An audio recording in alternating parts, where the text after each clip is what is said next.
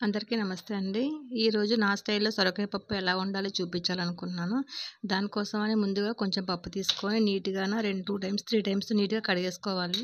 అంటే దాని మీద పొర ఉంటది కదా! బూడిదలాగా ఉంటది కదా! అదంతా పోయే వరకు కడిగేసుకొని, అందులో కొంచెం వాటర్ ఏసుకొని, కొంతసేపు ఒక 10 మినిట్స్ వరకు నానబెట్టుకోవాలి. తర్వాత ఇలా సొరకాయ తీసుకొని, మనం సొరకాయ పప్పుగా చేసుకుంటున్నాము. సొరకాయ తీసుకొని ఇలా నీట్‌గా పీల్ చేసుకోవాలి. తర్వాత మనకి ఏ సైజులో కావాలో ఆ సైజు ముక్కలు చిన్న చిన్నగా కట్ చేసుకోవాలి. అంటే మన పప్పులో వేసుకోవాలనుకుంటే చిన్న చిన్న పీసులుగా కట్ చేసుకోవాలి. అదే పులుసు పెట్టాలనుకున్నా, సాంబార్లో చేయాలనుకున్నా సరే కొద్దిగా పెద్ద పీసులు కట్ చేయాలా. ఎందుకంటే పులుసులో కానీ, సాంబార్లో కానీ అవి వేసుకుంటే పేస్ట్ అయిపోయి మన ముక్కలు తిన్నంగా దొరకవు అందులోని. కాబట్టి అందులోకైతే పెద్దగా చేసుకోవాలి. మన పప్పులో కాబట్టి ఇవి చిన్న చిన్న పీసులు కట్ చేసుకోవాలి. ఇప్పుడు మనం తయారు చేసుకున్న పప్పుని రైస్‌లోకి తినొచ్చు, చపాతీ కూడా తినొచ్చు.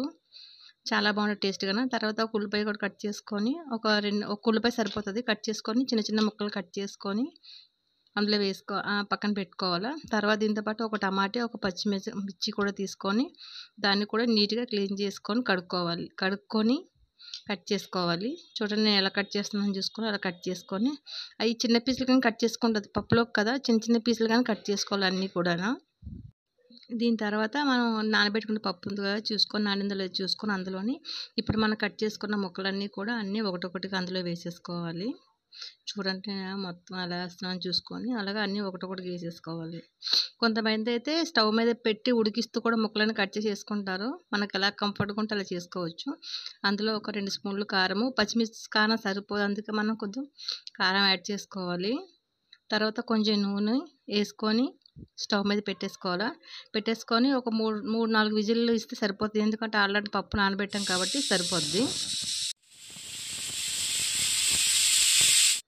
ఇప్పుడు ఇది విజిల్ వచ్చేలోపు కొంత చింతపండు తీసుకొని దానిలో జ్యూస్ మొత్తం తీసుకొని పక్కన పెట్టుకోవాలా. చూడండి పప్పు ఉడికిన తర్వాత ఇలా ఉంటది. దీన్ని గంటెతోనే మెదపొచ్చు, లేదంటే పప్పు గుత్తుంటది దాంతోనే కలుపుకోవచ్చు. మరీ మెత్తగా పేస్ట్‌లా చేసుకోకూడదు. పప్పు అన్నది పలుగ్గా ఉంటేనే బాగుంటది. ఈ టైంలోనే కొంచెం సాల్ట్ ఏసేసుకొని మన టేస్ట్‌కి ఎంత సరిపోద్దో అంత సాల్ట్ ఏసేసుకొని చూసుకుంటే సరిపోతుంది.